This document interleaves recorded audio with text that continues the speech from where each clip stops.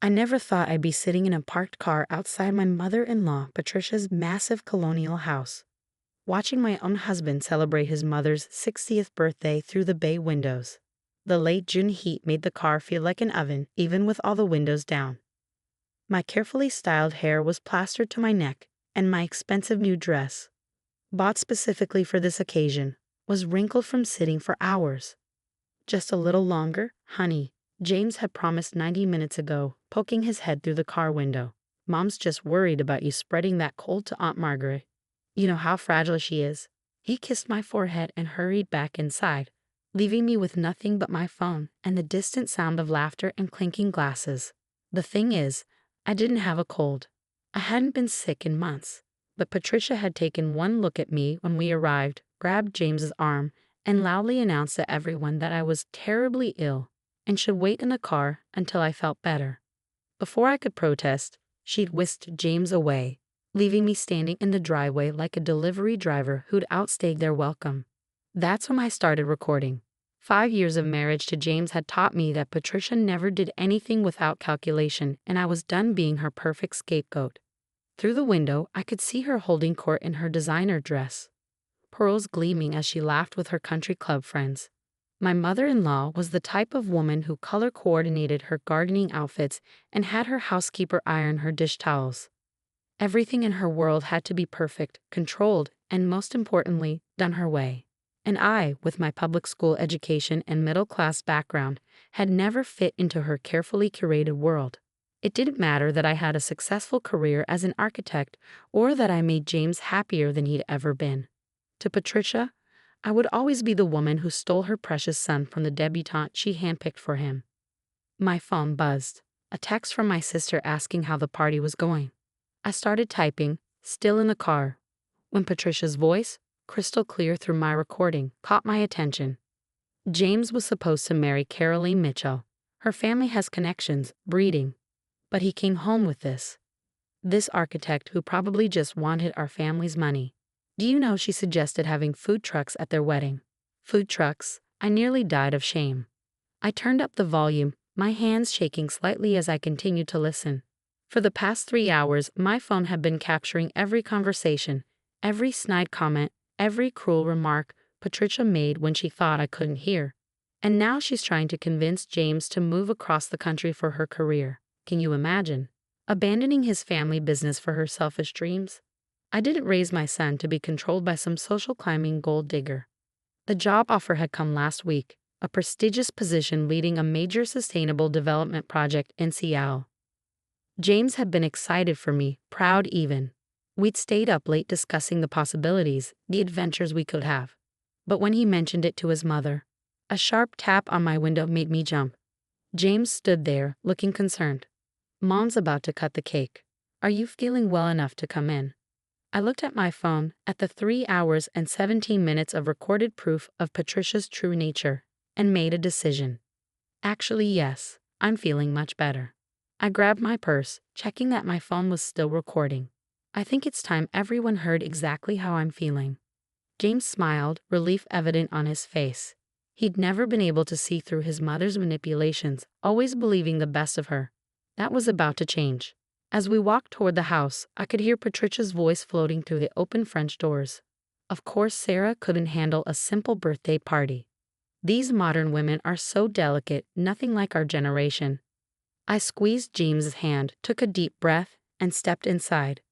The cool air conditioning hit me like a wall after hours in the hot car. Every head turned as we entered, Patricia's face freezing mid-sentence. Sarah. Her voice dripped with fake concern. Are you sure you should be inside? We wouldn't want anyone catching. I think it's time for a different kind of entertainment, I interrupted, my voice steady despite my pounding heart.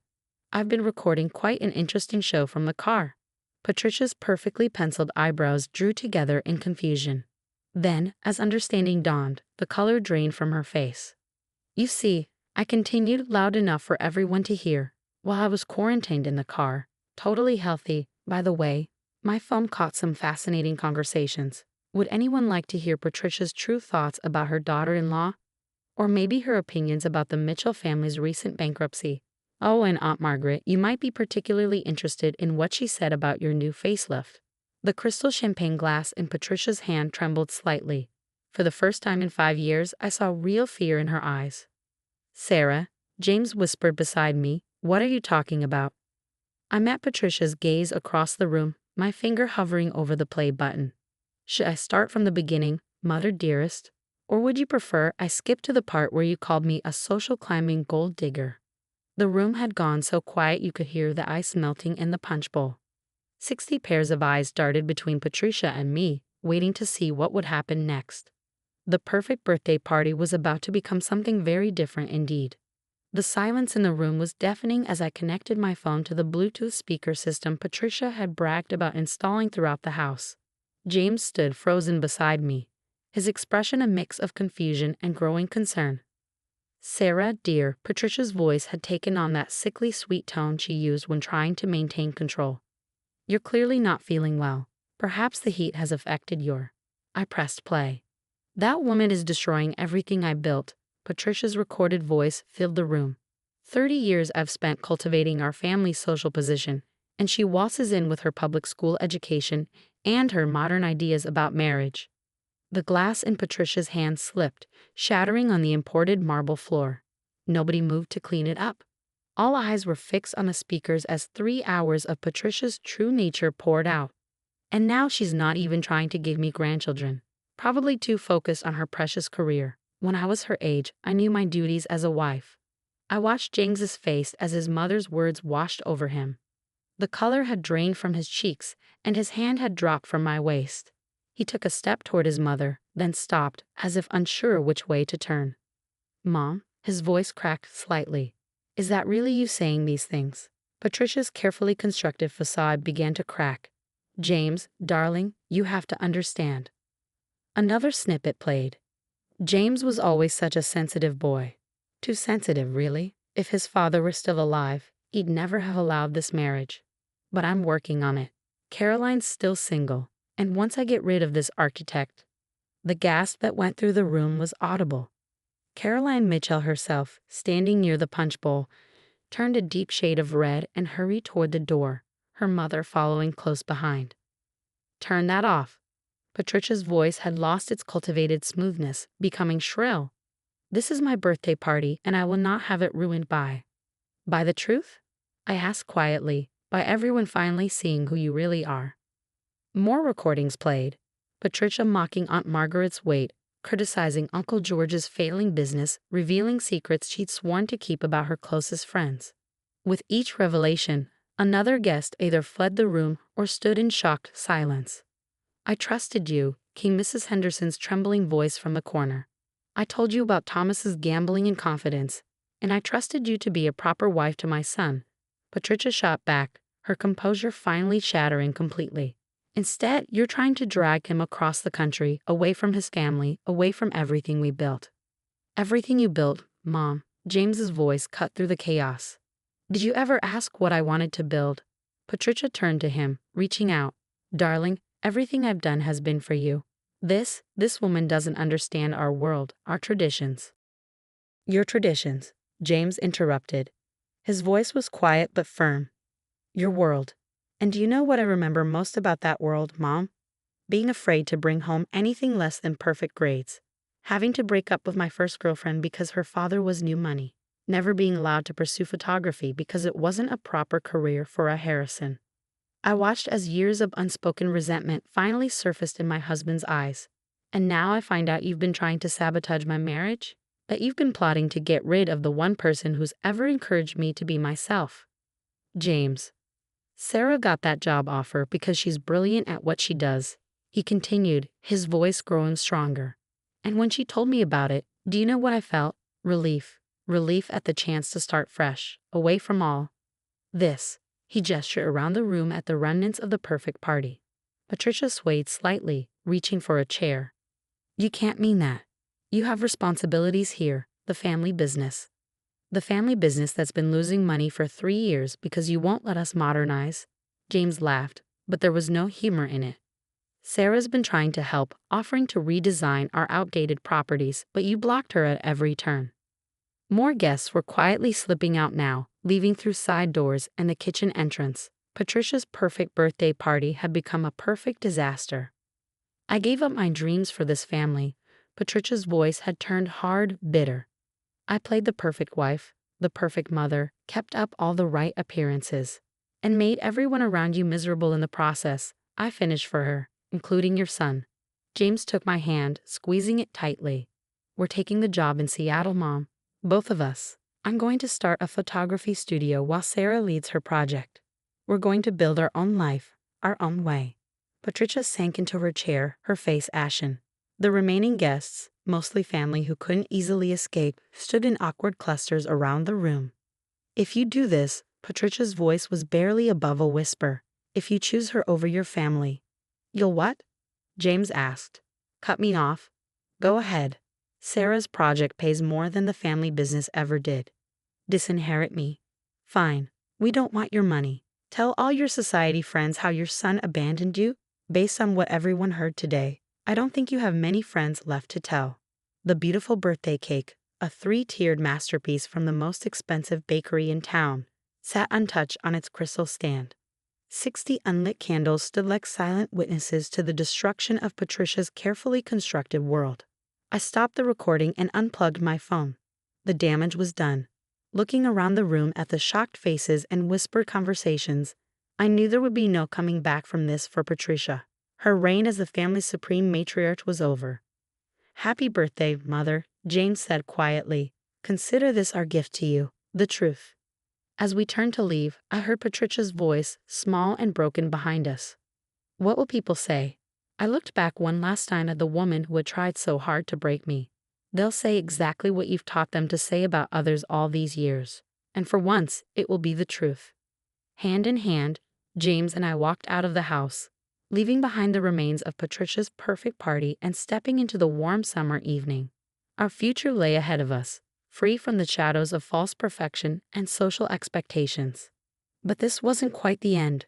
Patricia Harrison had never been one to accept defeat gracefully, and I had a feeling the recording I played today was just the opening shot in what would become a much larger war.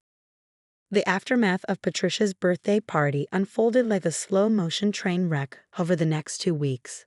The social circles she dominated for decades crumbled around her, one carefully cultivated relationship at a time.